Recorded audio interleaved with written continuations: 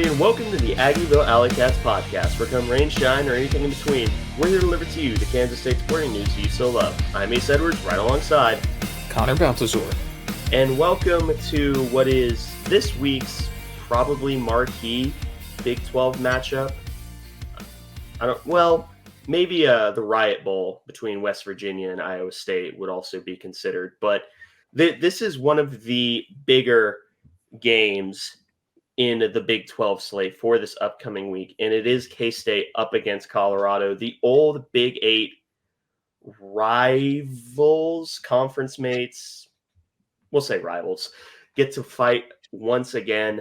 But before we get into the scouting report for this game, this highly anticipated matchup, we do want to thank the sponsors of the show, and that is Greg, Arthur, and Grandma.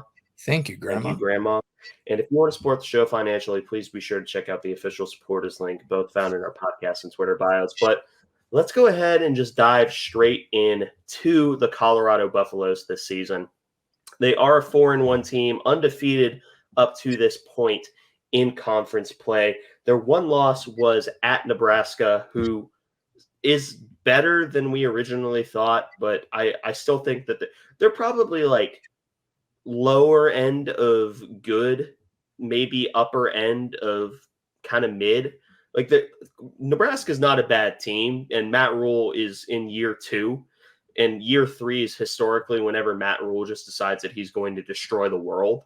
So they're still a year away, but Dylan Raiola is still good. Their first game of the year was a surprising dogfight up against North Dakota State. They mollywopped Colorado State, and then they destroyed UCF, and then had a confusing sweaty up against Baylor, which required, I believe, 2 different miracles for them to win the game against we don't play Baylor this year, so I can say it, really bad Baylor team. But they are a 4-1 team, but the big question is, sort of, I guess it's somewhat similar to K-State's 4-1, where they have that one sort of head scratcher, but everything else kind of looks solid. So just based on schedule and record, this Colorado team still very much could be anything. Yeah, last year they got off to a really hot start, and then the wheels kind of fell off. Now, I don't think this year's team is going to see the same thing happen. I think this team is just top to bottom a lot better than last year's Colorado team, and particularly I think is more experienced. But it's not out of the question that they'll still have a regression of sorts. Part of the issue, again, is we're still kind of struggling, I think, to identify who's actually good in the Big 12, who's like just kind of getting lucky right now, who's a pretender. We're still trying to sort all that out, because UCF was kind of on the up and up after that big comeback against TCU, but we can now pretty much confirm that TCU is bad. And so it's still kind of an evaluation phase right now for the Big 12. There hasn't been lots of consistency really to speak of. But this game might tell us a lot. Yeah. And just before we get into the specific schemes and scouting report, the on top is this is probably pound for pound the most pure talent that we will face in the Big 12 slate. And I don't think it's particularly close. Colorado is a team that is just eaten a lot of pure talent onto the team. And you get the big names, but pretty much everyone on this roster has some elite athletic trait that they're holding on to. And for a lot of K-State fans, including me, that raises a degree of concern, because during the Kleiman era, one of the biggest problems that a K-State team has had is going up against teams that have that level of talent. And by that, I'm mostly talking about Texas.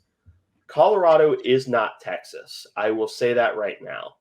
Texas is probably still pound for pound more talented, especially in the trenches.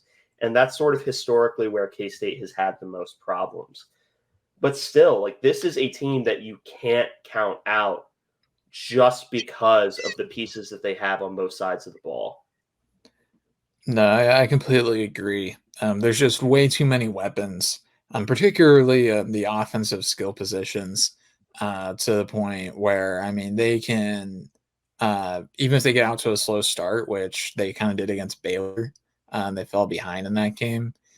They can still claw their way back and end up getting a huge win. I mean, Baylor game's a perfect example where Baylor kind of came out of nowhere, kind of punched Colorado in the mouth, and then they in Colorado, I mean, they followed it up and they really put things together and were able to come back in that game. So there's not really any such thing as a comfortable lead, I'd say, against Colorado as well. Yeah. But now we can get into the specific scouting report. Connor, probably best to go through the first 2 bullet points here. Yeah, so we'll get started with their offensive schemes. They are a spread team through and through. They implement a lot in the way of veer and shoot principles, as well as a lot of wide splits from their receivers to force one-on-ones, which makes a lot of sense. They have one of the best receiver rooms in the entire country. I mean, their talent there is immense. And despite what people may like to say, about Shadur Sanders. He is super talented, and the identity of this Colorado team is very much the passing game. And this is a pass first team. And again, a probably top 3 most talented receiver room in the country, and that goes beyond Travis Hunter. Will Shepherd out of Vanderbilt has been absolutely fantastic for them, and a lot of the reason I guess people don't talk about him as much is, well, yeah, like Travis Hunter is the low hanging fruit there. He's the exciting piece, but no, Will Shepherd's been really good. Jimmy Horn, he's really good, and then LeJontay Wester as well, working in the slot. The only real downside for Colorado is they've got in that receiver room, not a lot of depth outside of those 4 guys. I mean, those 4 guys are just immense. But once you get past them, they haven't done a lot in terms of spreading the ball around. And additionally, of those 4, 3 of them are seniors, with the other one being Travis Hunter, who's got a real shot at being the number 1 pick next year. So a receiver / corner. Yeah, so they may be looking at a lot of turnover there at the receiver position. Yeah, and I really like what you said about, those top 4 guys being so talented, and that sort of mixes with the veer and shoot spread principles that they have. And their running game just, it isn't there, I think, is probably the best way to put it. Only 403 yards on the ground, averaging 3 yards a carry. Granted, a lot of that is taken from Shadur Sanders and lost sack yardage. But yeah, the identity of this team is the passing game and the immense talent that they have both at the quarterback position and at the wide receiver position, because legitimately all 4 of their receivers have a good chance of getting drafted, even though really only 2 of them are receiving a significant draft hype, and that's Horn and Hunter. Wester and Shepherd are still amazing college players, and this is from here on, it's probably best to just kind of treat Colorado like an air raid team, because I mean, like air raid teams, they'll run the ball occasionally if it's easy, but it's mostly based on RPO. But Connor, probably best to cover the next 2 dots. Probably just keep doing these in batches of 2, honestly. Yeah. Next, we'll talk about their third down conversion rate, which is excellent. They're converting about 45% of their third downs, which is absolutely fantastic. That's an area where at times this season K-State has struggled, which throughout the Kleiman era has historically been a bit of a hit and miss sort of deal. They did a little better against Oklahoma State. Oklahoma State got 6 of 17 on their third down conversions. But that's something to keep an eye on, I would say. I think that we need to really keep an eye on how we're defending on third downs and just try and keep that conversion rate ideally no higher than their average. I think that we need to keep it below 40 if we want to have a good chance of winning this game, though. Yeah. And a lot of that just has to do with how their offense is structured, but we'll get into that in a minute.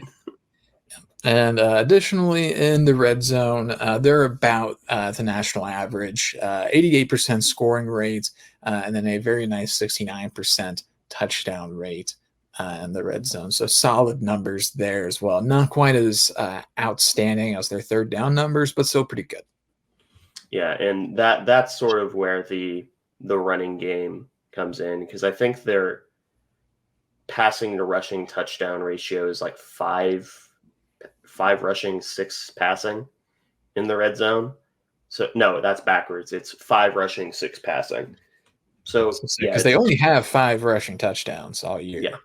Yeah. So again, not a very explosive running game. Just kind of treat them as an air raid team. Which, speaking of, Connor, you get to talk about the passing game, play action, screens, concepts, so on and so forth. Yeah. So in the passing game, they run play action about 20% of the time, and screens about 17% of the time, which again, that makes sense because the play action, they want to freeze their the defensive backs, if only just for a second, because of just how good their receivers are. I mean, it makes complete and total sense that they would want to do that. I mean, Travis Hunter, he's already got 46 catches on the year and 561 yards. His 46 catches on the year may very well eclipse. It comes close to being last year's season lead for K-State. I think Sinnott had over 50. But it's a heavy passing team, of course. And then the screens, that's not really to their running backs.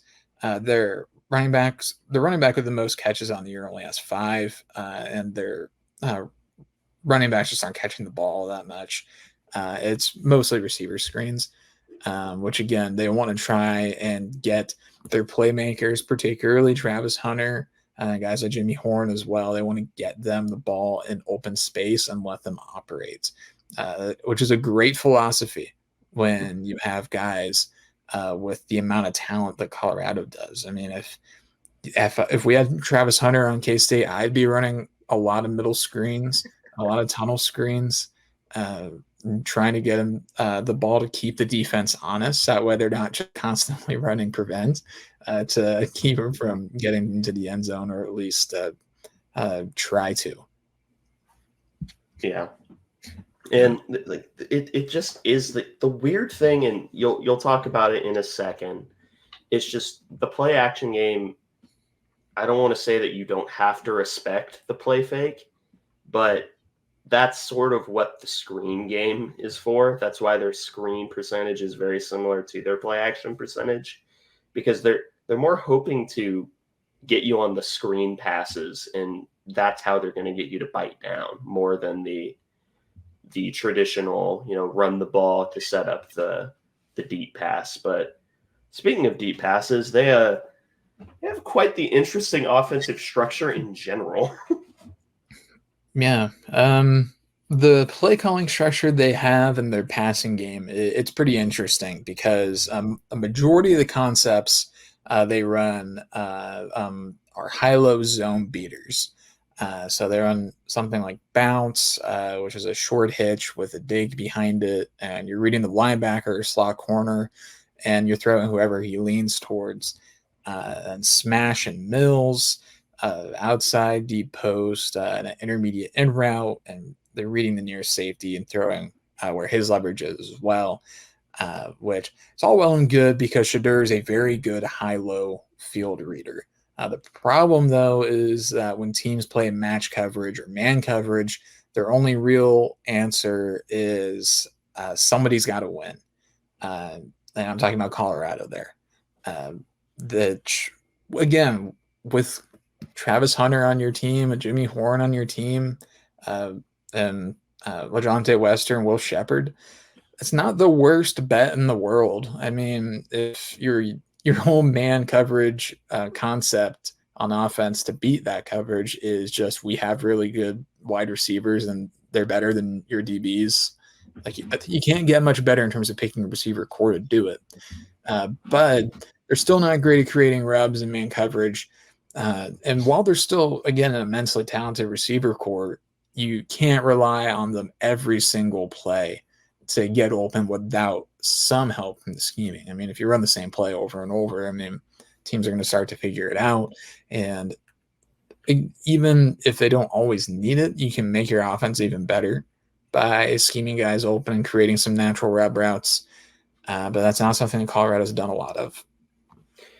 Yeah, and sort of to go along with their desire to basically force you into playing zone is a lot of in the way of trip sets, which in a trip set you have precisely 3 options, and one of them is really a bad idea. Technically there are 4, but we'll talk about you have the choice of pure zone coverage, which means that you're going to automatically have a tell because you're not going to have a cap on that, probably one of the receivers, either the second or third closest to the line of scrimmage. So that's an automatic tell for zone coverage.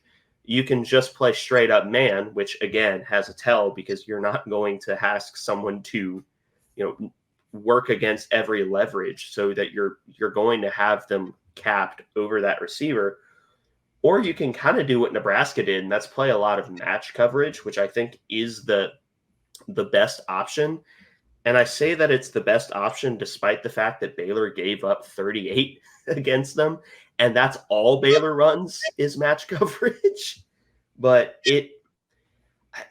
they're trying to, a lot of their offensive philosophy is giving Shedeur Sanders a very clear picture of what you're doing and then just letting him work, which I feel like that's as good a transition as any, specifically talking about Shedeur Sanders. And we can talk about the best player in college football immediately after him. Yeah, we can start with Shedeur, of course. You don't become a first-round projected quarterback on accident. He has a few traits that make him one of the most elite passers in all of college football, which, again, I do think that people like to kind of talk bad about him because of various reasons, but whether you like him or not, he is still a fantastic quarterback in his own right. He's one of the more accurate passers of the football in the entire country. His decision-making and accuracy, those are probably his most elite traits, which if you're going to pick 2 elite traits to have as a quarterback in an air raid offense, you can't get much better than decision-making and accuracy. Really, and beyond this year, he's one of the most accurate passers in the past few years of college football. And he's generally really good at finding somebody who's open. And against zone coverage in particular, he is borderline elite.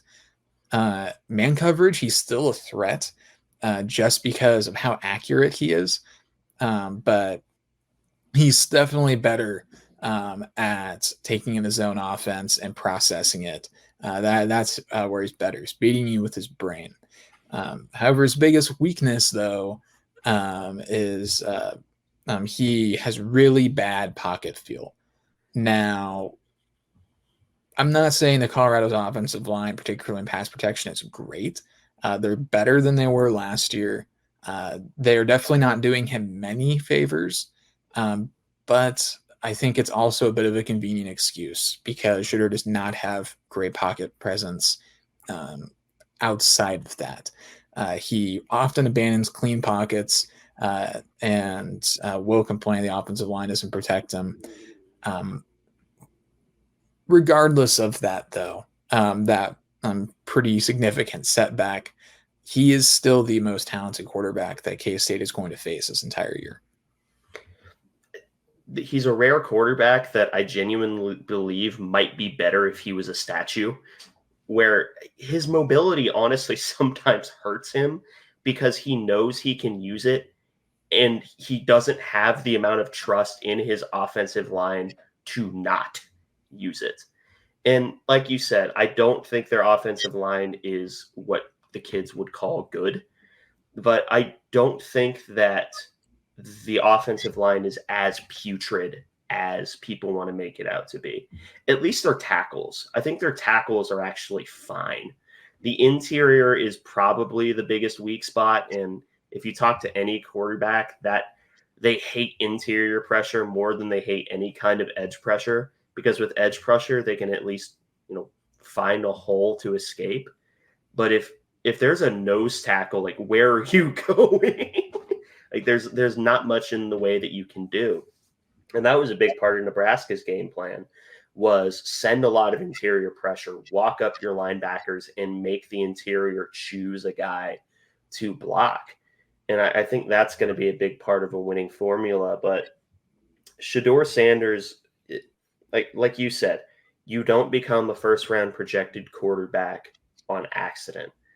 And if you want to comp, and again, I think sometimes player comps are a little misleading, but the name that I kept coming back to, especially for recent times, was J.J. McCarthy, who also ended up being a first-round pick last year, where he's very, very good off of play action, generally a pretty accurate quarterback who makes pretty good decisions.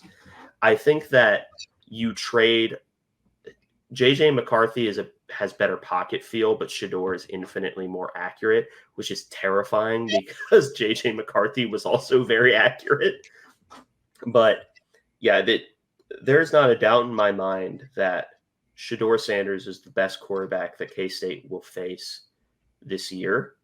And the only guy who's even in the same stratosphere is Noah Fifita.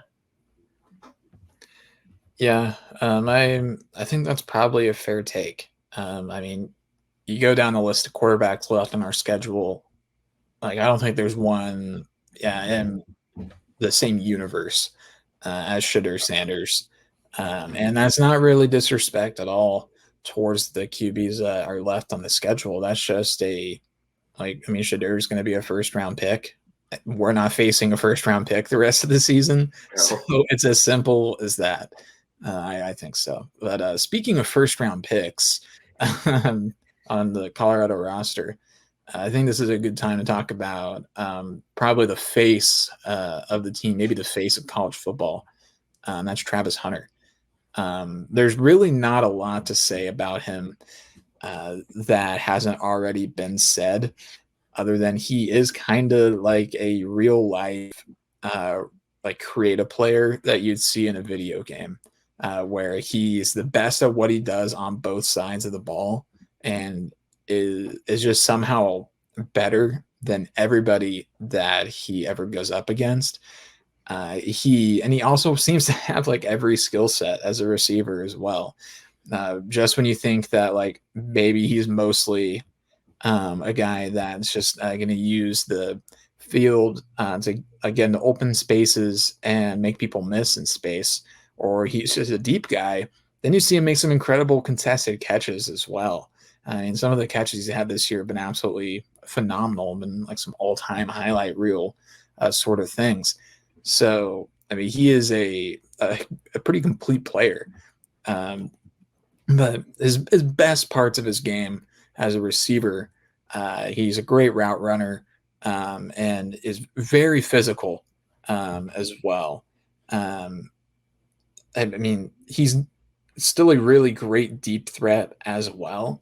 That's not his like elite game, but no, he brings incredible physicality to his game, which of course he being probably the best athlete in college football. I mean, you would kind of expect just how physical he is. I mean, I don't know what else to even say about this guy other than like he will absolutely get his. I'm curious to see how we decide to cover him because it's kind of not like a Tet McMillan situation where you can bracket him and not really have to worry as much about the rest of the receiver room because there are good receivers everywhere for this Colorado team. So it's not quite the same equation. Yeah, I think that the game plan against Travis Hunter is prayer and just hope. Like they pray to every god that you could possibly think of and just hope that one of them comes through for you. Like that's probably the winning formula against Travis Hunter because he plays wide receiver like a defensive back, which means that his entire goal is to humiliate you every single time that he steps onto the field, and he's good enough to do it. I I don't envy whoever it is for him.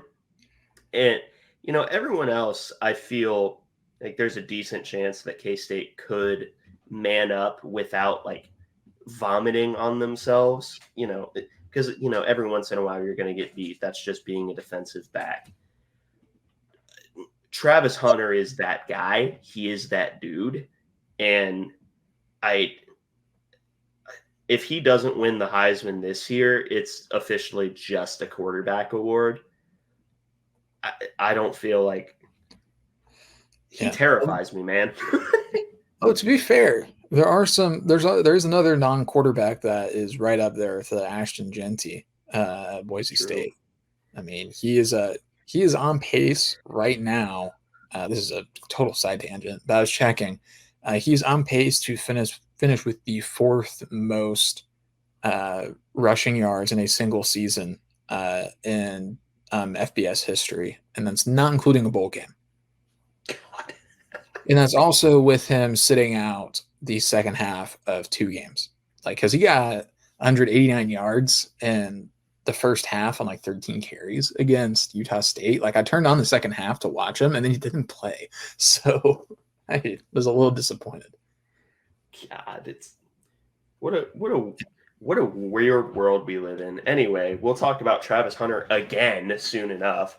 But now we have the final offensive player that we're going to do like a deep dive in to. Pause. So we got Jimmy Horn here, the wide receiver 2 on this team, which is unfortunate for him because on every other Big 12 team except for Arizona, he would be the undisputed wide receiver 1. He's a fantastic deep threat who has a lot of finesse to his game that he doesn't necessarily get a lot of credit for. And that when we say finesse, that is to say that he runs a lot of routes and he's really good at running all of them. He's a great route runner and has that detail to his game.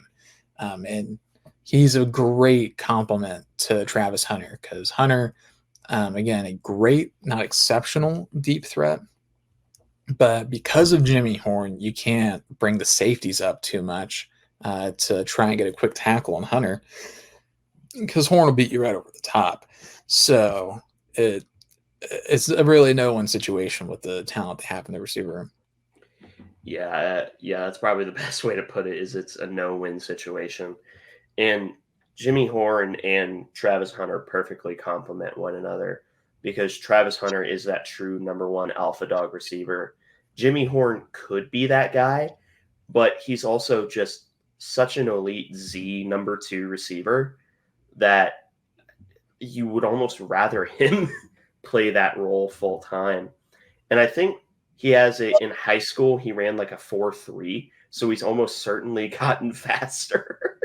So yeah, he's a burner who knows how to throttle down and just use his route running ability. And every single skill player on this roster has some elite trait. Jimmy Horn has 2, which is his speed and agility, which again makes for a very terrifying matchup because against fast, agile receivers, K-State this year has had an issue with a guy named Mario Williams. And I don't think Mario Williams is nearly as good as Jimmy Horn. So this skill position room is terrifying. And we'll get more into it whenever we talk about, keys to victory. No, not keys to victory. Stories to watch. We are not Bosco's boys. We and MVPs and such, but just know that this receiving room, along with Shedeur Sanders, make up the identity of this offense. And that alone makes the offense terrifying. Yeah. I'm really not looking forward to having to witness in real what Travis Hunter, Jimmy Horn are going to do to our defensive backs. But we can ignore that for a little bit for now, because there's a whole other side of the ball to discuss. And of course, that's the defense. Yeah. And defensively, they are not as good as they are on offense, I think is probably the best way to put it. Yeah. Scheme-wise, they're another in the long line of 4-2 hybrid teams, although they occasionally will go into a true 4-down front. I got a pretty standard college defense. The scheme is really similar to a lot of other teams that we're going to see. However, somewhere where they differ from K-State in particular is coverage-wise. They are very much a single high safety team. They run a ton of cover 3 and cover 1 man. And this is so they can consistently stay in their 4-down type fronts and keep a safety in the box to try and help on their run defense, which makes a lot of sense because their run defense is not fantastic out of base. So they really need that additional safety help, which is good scheming on their part to recognize a weakness. But then also they're allowing conversions on 35% of their defensive third downs, which is a tie for 45th nationally. And then red zone defense, though, they are 7th best in the country. They are only allowing 62% of the time. They're only allowing scores 62% of the time. And then touchdowns only 43% of the time, which is excellent. I'd say elite even as far as defending the red zone goes. I mean, that's pretty phenomenal, all things considered, which K-State has been inconsistent, I suppose, in the red zone is a good way to put it. So that's something to keep an eye on, is how we fare once we get inside the 20 offensively.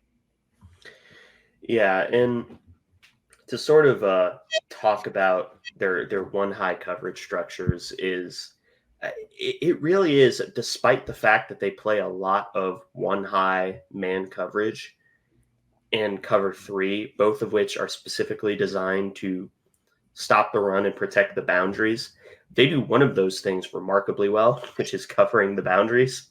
And also, that true middle of the field, though they still have some weaknesses up the seam. But again, that's the nature of cover 3. But I just explained what cover 3 does. But their run defense isn't good. They're giving up 156 rushing yards per game, which, considering they're averaging 81 themselves, not good. And K-State is one of the best rushing teams in the country. And we'll get into that again more when we get into stories to watch. But yeah, it's a traditional defense that or not traditional, but a defense that we're used to seeing, like, schematically, except for they play a lot more in terms of single high. And because of their just raw ability and raw talent, they're able to clamp down a lot better when they get into the red zone, especially if they're trying to make you pass. Like, passing in the red zone against this team, unless you're creating some nasty rub routes, is disgustingly difficult. just because they're able to out-talent you. But despite that, there's really only two big names on defense. There would have been three, but I think Shiloh Sanders is still questionable because he broke his arm like a month ago. But of course, the first one, who is it, Connor? Who is the best player on the Colorado defense? It's Travis Hunter, man. It's Travis Hunter. I mean, we already kind of said everything that we need to about him on offense, at least everything I need to say. He's the best athlete in the country, and he plays pretty much every snap on offense and defense, and nobody else does that except for him, and it's because he's really, really good at football.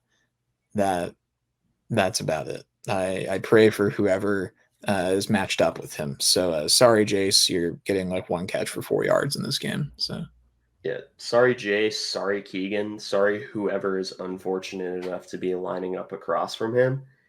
Ty Bowman's burning him though. If somehow, I mean, hey, if Cade Warner is able to dust Josh Newton at TCU, who's to say that it can't happen? Who's to say? But yeah, I remember how he said he plays wide receiver like a defensive back. He also plays defensive back like a wide receiver. That is to say, he knows the techniques that the receiver is going to use when they run their routes. And once you start understanding what the other side is going to do because you do it yourself, you're already like 5 steps ahead of everyone else on your defense. That's why Keenan Allen is such an elite route runner, because he was a safety for 2 years in college. So he understands how a defensive back thinks, and he knows how to make them uncomfortable. And Travis Hunter just does that on both sides of the ball. And it's terrifying, and I hate it. And I'm really excited to watch Travis Hunter specifically when we're not playing him, because it's such a treat. But damn, man, Travis Hunter is more than capable of winning this game almost by himself. Let's just put it that way. Yeah, I think that's a fair way to put it. I mean, it's pretty unusual to have a guy as talented as Travis Hunter in college football. I mean, he's a unicorn. It's even more rare to have to face him, I would say, because most of the time when you see guys that talented, you're just kind of observing from afar. Like, wow, that guy's really good. Glad we don't have to face him. But no, he's on our schedule, so we're going to have to deal with him pretty much every single play of the game. There's no avoiding him, unfortunately. Like, if he harasses us on offense, then we get the ball back. He'll be harassing us on defense. There is no escape. Yeah, and I would really like I would much rather there be an escape, actually. I would prefer that too. That would be much better. I'd like to not have to face him constantly, but unfortunately, we're not given that option. They do have another notable player on defense, though, and that is Dayon Hayes at defensive end. He's tied for their sack lead at 2. He's a very good defensive end when it comes to being a force in both the run and passing game. The downside, though, is his skill set doesn't translate to instant pressure, but kind of like a lingering feeling that he's on the verge of creating pressure. So he's like a gnat that's kind of flying around the periphery of the quarterback, a really, really big gnat. But he rarely is getting home and like creating QB hits or anything like that. But that's not to say that he's untalented. That's just to say that his skill set is not lending itself to that. Yeah, and that's sort of a theme for most of the Colorado defense. Is they have a bunch of really, really talented like pieces that just aren't being schemed together cohesively and properly, because they only have 10 sacks. There is no universe in which this team should only be getting 10 sacks just by virtue of the talent that they have. I mean, if you told me they had 10 sacks, I would assume that all of them are coverage sacks. And I would assume they have more. But, and again, that's not because they're untalented. It's just because the scheming hasn't been there, or, some other miscellaneous reason that they're just not able to get to the quarterback. And it's the same reason that their run defense isn't that great. There are times that it seems like, especially when they're playing man coverage, where they're saying, go win your individual matchup, which is fine on offense. That's a great individual offensive strategy. But on defense, there's a reason why run fits work the way they do. Run fits are not one-on-one matchups. They're filling gaps, which is assignment, not winning. You can win your assignment while not winning the one-on-one. That's called being a linebacker. But yeah, supremely talented on defense, despite the fact that we only mentioned 2 names. It's because a lot of the guys sort of bleed together because, they're not really complementing one another on defense, which is, I think that's always been one of the biggest strengths of K-State's defense, is they have a bunch of guys who have pretty complementary skill sets. I mean, Austin Moore and Austin Romaine both play wonderfully off of one another, because Austin Romaine is a very, very good downhill enforcer, and Austin Moore is much better sort of laterally when it comes to tackling. And of course, Des Purnell plays with his head on fire the entire time. So you have sort of the thinker, the downhill guy, and then the speed demon all in the linebacking room. And all of those sort of complement one another. And it's just not something this Colorado defense has.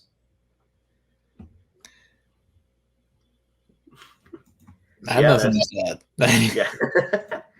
But now we can get into the sort of stories to watch going into this one. And I think that the biggest one, and we could probably spend like 5 minutes talking about this, is I think that this game comes down to K-State's running game against Colorado's passing game.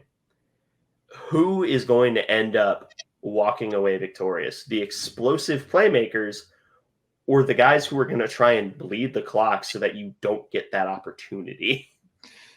That's a great question. I think it's the very obvious one that is the I don't even want to call it low-hanging fruit, because that makes it sound like it's lazy. No, it's just correct. It's it's the story to watch, I think. And that's a tough question, I think, because there hasn't been a game this year where K-State's running game has been shut down. At least not organically. The BYU game, the running game became less effective because we had to pass because we were down, which I imagine that's going to be Colorado's strategy, is try and get out to an early lead and force us out of the run game, if I had to guess. But if K-State can control the clock, that's going to be a massive benefit. This may be the sort of game that feels like a Bill Snyder game, where we're going to be running a lot of maybe prevent on defense. Just please don't hurt us, Travis and Jimmy. Corners, let's go! I think that might be the way forward. And then offensively, there's probably going to be a lot of running the football. I imagine we'll see some very deliberately timed Avery Johnson quarterback runs. But I don't really have a prediction on this. I think, honestly, the most likely thing to happen is that it's going to be a bloody draw, or a bloody stalemate, maybe, between Colorado's pass game and K-State's run game. Yeah, and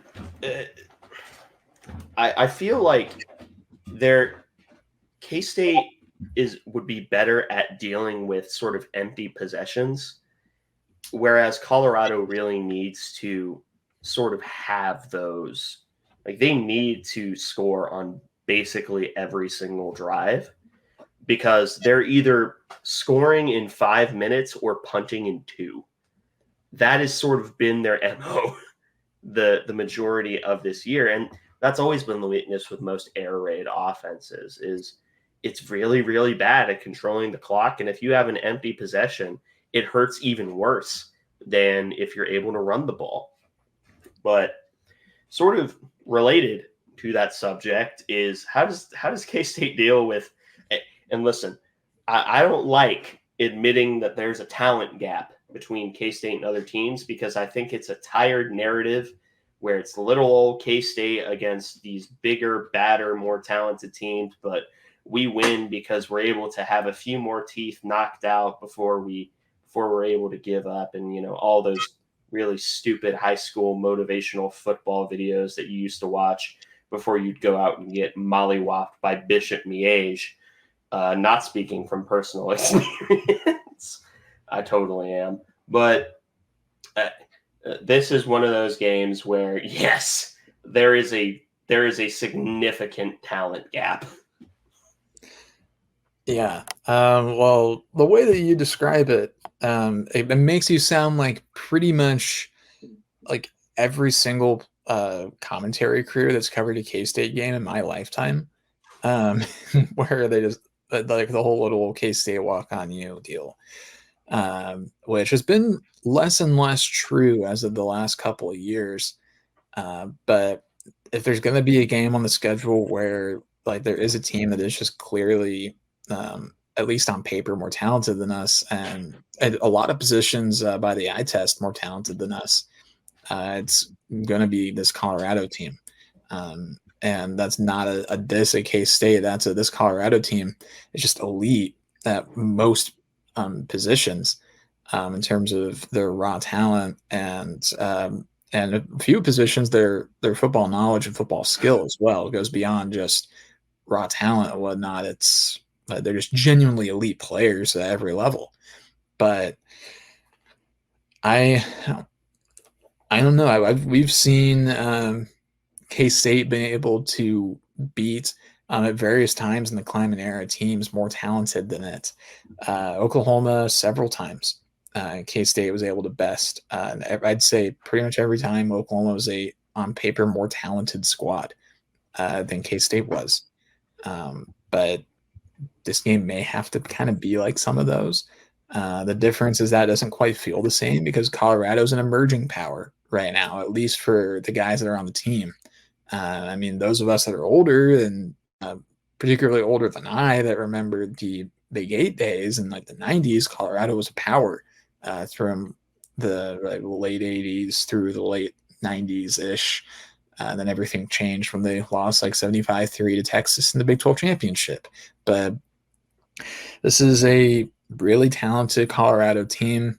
I hope that the players are able to get up for like they would have for a rivalry game or a game against Oklahoma or a game against Texas in the past, because there's one thing Kleiman generally does pretty well is motivate the guys for big time games. Yeah, and this is definitely a big time game that's going to get quote unquote primetime coverage. 9:15, I believe, is the kick. Yeah. And 15 minutes earlier than the BYU game. Yeah, I don't like thinking about the BYU game, but field will be jumping, and similar to that BYU game, it'll be I think the final story before we go into K-State wins and loses and then official predictions. Can K-State, especially with a young quarterback and a young offensive unit, can they sort of resist that? Because Folsom Field, give all the credit in the world to Deion Sanders, that place is jumping every time that they have a home game. And I think that it will be a bit of a challenge, especially I don't think it will be as good as BYU because for some reason they have like the best stadium atmosphere in the country. I don't know. Maybe there's nothing else to do in Provo, but I will readily admit to being a little bit worried about this being a hopping road environment. Yeah, I mean, and that's also to come with the billing of being a top 20 team. K-State's projected to be one of the contenders for Arlington, and that's the cost of doing business when you're seen as a contender in the conference. As whenever you visit other teams on the road, you're going to get the best punch not only from their team but from their fans as well. And particularly with a re-energized fan base like Colorado after going through a couple of decades of pretty bad football, they're now really back up to the challenge, their national brand all of a sudden. And they're getting these huge recruits and everything. And like this would be a pretty marquee win for Colorado. So we're going to get a huge, huge shot, not only from them, but from the crowd. It does reassure me, though, that this team has already gotten punched in the mouth once on the road. So we can't use surprise as an excuse. Everybody in that locker room has experienced a crazy road environment now one time. And now they have that experience, and they bounced back really well the following week.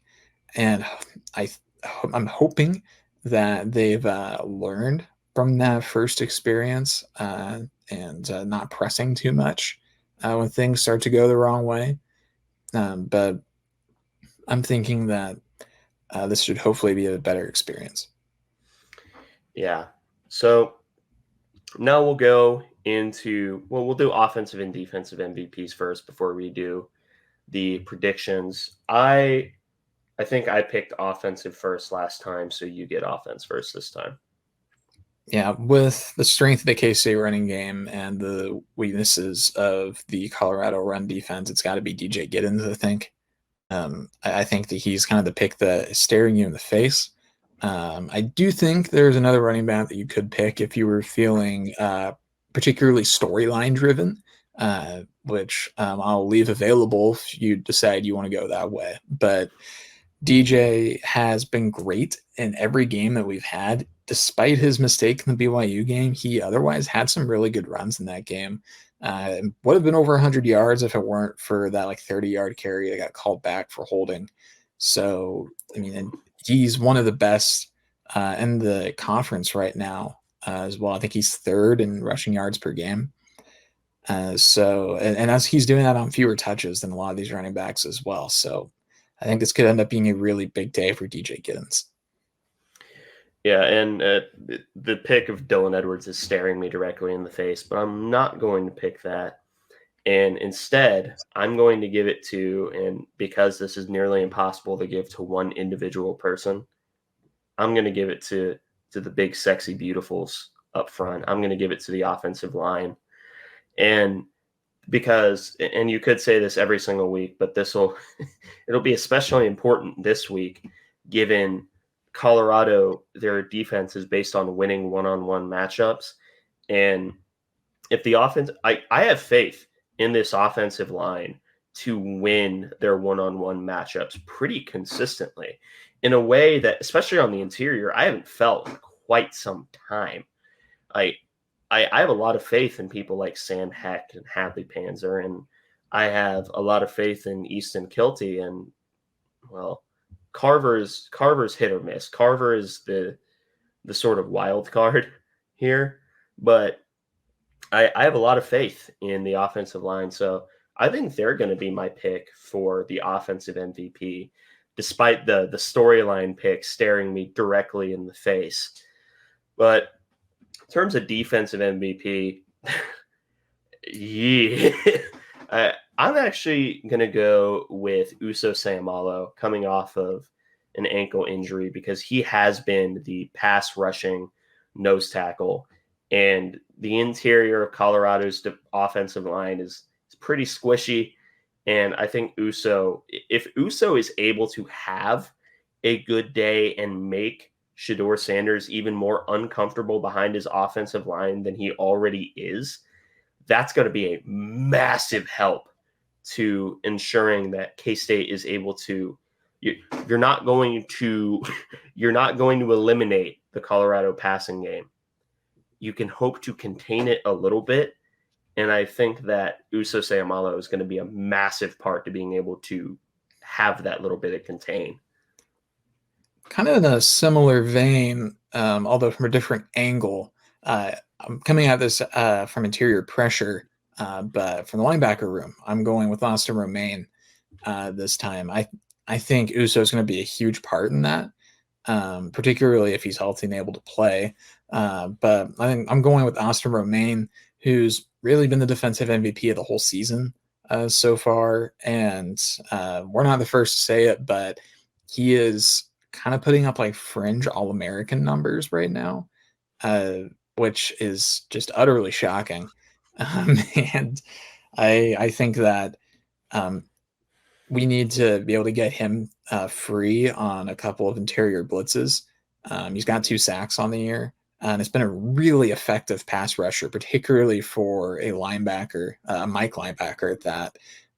So I'm really hoping that we're able to get him involved plenty. I imagine he's not going to be a ton of help in the passing game. So I'm not really worried about that performance at all from Austin Romaine, but I think that he is going to need to be a big help in creating pressure. That and also the run game is still there.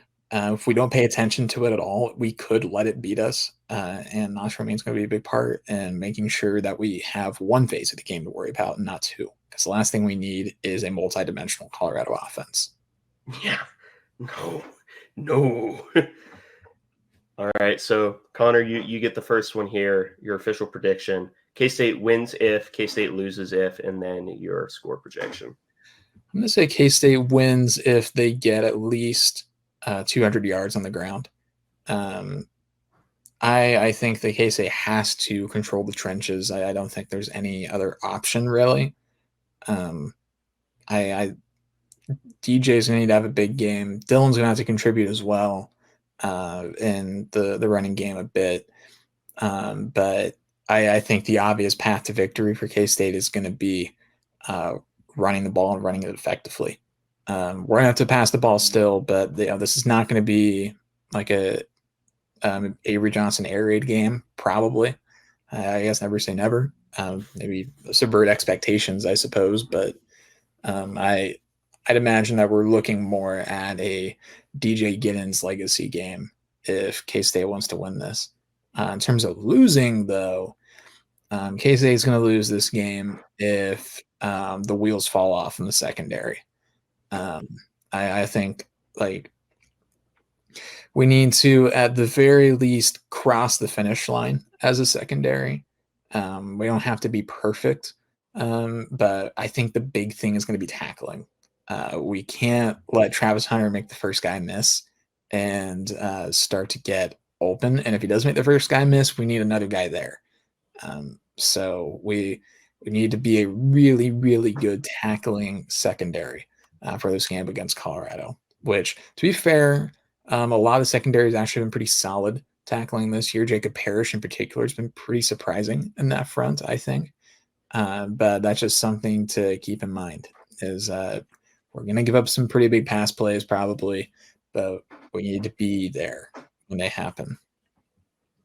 Yeah, and we'll give score projections after this. And K-State wins if this game is disgusting, and I mean downright nasty. Like if we're God help me, if we're able to play like Baylor, we probably win this game. Where you just do your best to run the ball, don't have any turnovers, make it a rock fight. Keep that defense on the field for as long as possible and basically play keep away. Like that, K-State pretty easily wins this game if they're able to make it into a disgusting Big Ten football game. And they lose if it's a pretty game. Like if this turns into a shootout, I don't think that K-State has the horses to keep up with Colorado. So I really do. This has the potential to be my least favorite K-State game if they win, like my least favorite K-State victory, because I think that the best way to win this game is to make the game absolutely miserable. But yeah, K-State loses if it turns into a shootout and they basically let Colorado footing. Like the K-State loses if the time of possession is not like 40 minutes to 20. Like, they probably need to win time of possession by at least 10 minutes to win this game. And pretty much I have them doing exactly that. My score projection for this game is one of the ugliest and most disgusting 31-21 games that you will ever see. And I know that, I say that grind this out, make it a disgusting Big Ten game. I think a big part of that is going to be maximizing those possessions with the running game. And I think that there's a good chance that K-State looks like they're in control of the game at one point or another. And then Colorado gets their plus 15 attribute boost when they realize, oh, wait, guys, we're actually better than them. And that's when the scary times start. But I'm gonna lock in 31-21 good guys. I'm rolling 38-35 K-State. I think it's probably going to be a really close game just by nature of how talented both of these teams are. They're very different teams, but Colorado's going to get theirs, and I think K-State's going to get theirs as well, just in different ways. But I think K-State is going to grind out a tight game. They have some experience this year with some tight road games. So I'm thinking that K-State's going to win in 38-35, but this is a very losable game if you're K-State. But I do have one prediction as well. I do think Dylan Edwards gets a big return at some point.